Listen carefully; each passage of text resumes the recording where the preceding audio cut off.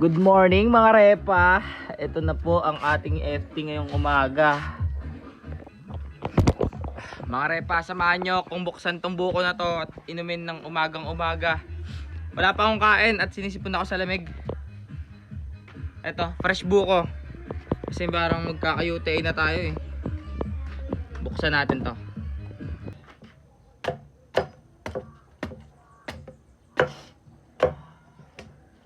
Medyo makalawang pa tong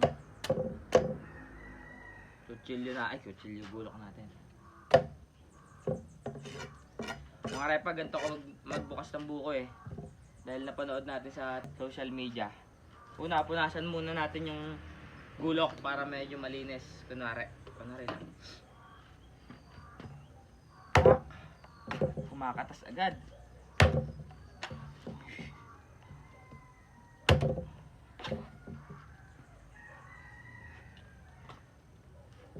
Uy, fresh buko.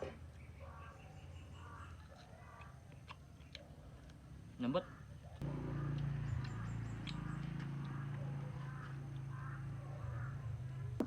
Tapos tol, pupunta na tayo sa portal sa mga tanim natin habang doon tayo iinom ng buko. Di ko pa sila didiligan eh, umaga pa lang naman eh. Didiligan pa lang natin sila. So ito na yung kalagayan na ngayon ng isa. Nanunuyo na sila. Oh. Kailangan ng diligan. Tama nga ang kasabihan nila. Pag tuyo, diligan. Fresh buko mga tol.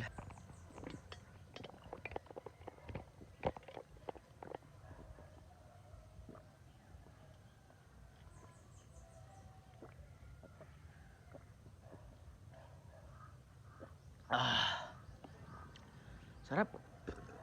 Ang tamis.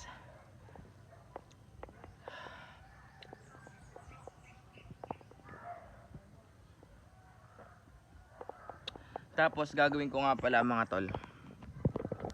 Dadamuhan ko na rin itong mga to kasi hindi daw sila lalaki ng maayos. Pag may kasama silang mga damo, baka maunahan pa raw sila lumaki ng mga damo na yan. So what we gonna do? Dadamuhan natin yan, boy. Oh, in a little while from now, if I'm not feeling any less sour, I promise myself to treat myself and visit a nearby tower.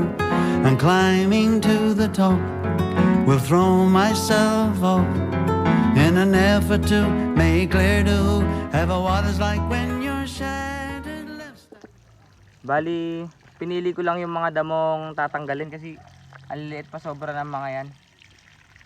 Medyo kakain ng oras pagka inisa-isa mo talaga, tapos ang bilis lang din naman lumaki. So malalaki lang yung tinanggal ko. Ayan o mga repa. Ito yung kaninang dry na dry, pero nung nadiligan, nag-iba agad yung tindig nila oh. Ayan o, tignan nyo naman mga repa. Effective talaga yung dilig. Yun lang masasabi ko. Kaya pag magtatanim kayo, kailangan may resupply rin ng tubig na maayos. Kasi yun yung magiging problema eh.